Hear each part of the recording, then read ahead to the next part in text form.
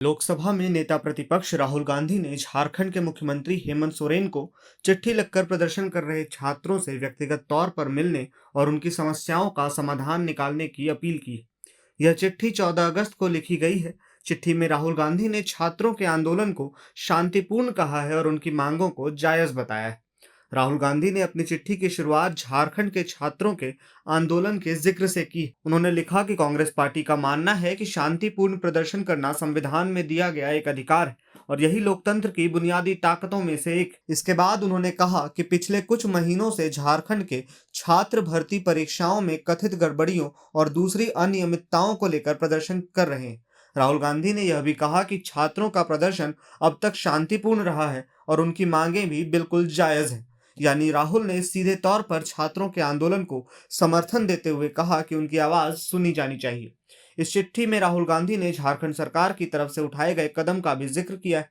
उन्होंने कहा कि मुख्यमंत्री हेमंत सोरेन ने छात्रों के साथ बातचीत के लिए एक कमेटी बनाई है और इस कमेटी के जरिए छात्रों से बातचीत भी शुरू हो चुकी है।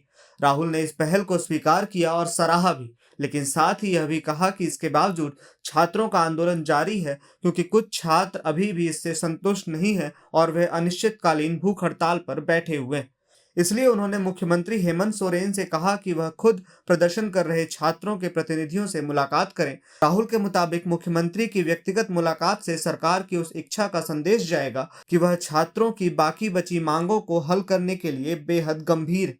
राहुल ने चिट्ठी में यह भी कहा कि देश के युवा ही उसका भविष्य है और ऐसे समय में उनके साथ एकजुटता और समर्थन जरूरी है। उन्होंने मुख्यमंत्री से अपील की कि वे छात्रों की बात सुने और इस मामले के समाधान की दिशा में उचित कदम उठाएं।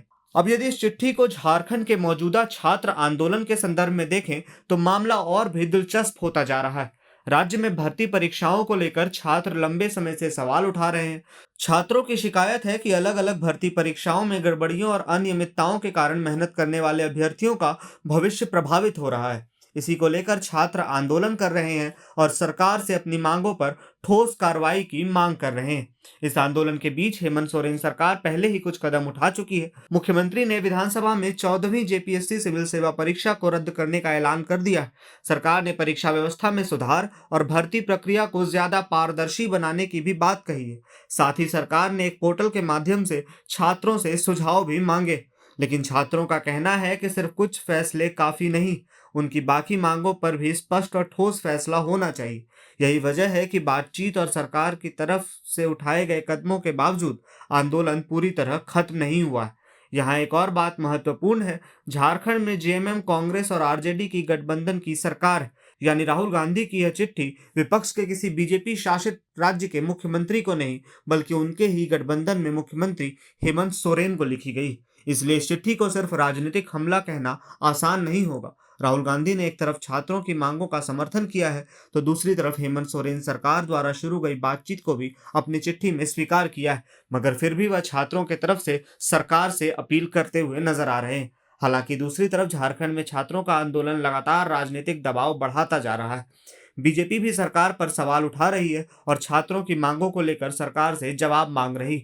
बीजेपी नेताओं ने सरकार की कार्रवाई पर सवाल उठाते हुए जांच और भर्ती प्रक्रिया में पारदर्शिता की मांग की है। साथ ही सीबीआई को केस सौंपने का भी आग्रह किया है। अब देखना होगा कि राहुल गांधी की इस अपील के बाद मुख्यमंत्री हेमंत सोरेन प्रदर्शन कर रहे छात्रों से व्यक्तिगत मुलाकात करते हैं या नहीं। और उससे भी बड़ा सवाल यह है कि अगर मुख्यमंत्री और छात्रों की सीधी बातचीत होती है तो क्या उससे आंदोलन की बची हुई मांगों पर कोई रास्ता निकल पाएगा।